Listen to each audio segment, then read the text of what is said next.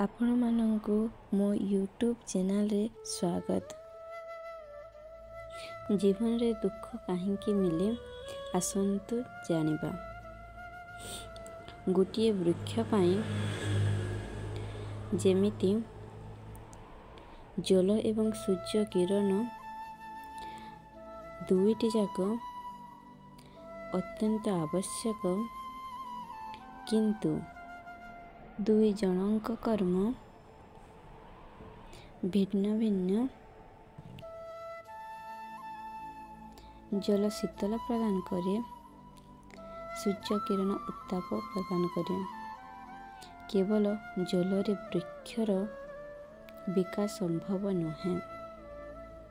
ସେହିପରି ଜୀବନରେ ସୁଖ ଆଉ ଦୁଃଖ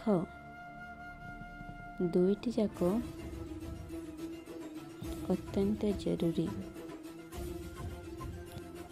ଖୁସି ହସର କାରଣ, ଆଉ ଲୁହ ଦୁଃଖର କାରଣ ହୋଇଥାଏ। ଧନ୍ୟବାଦ।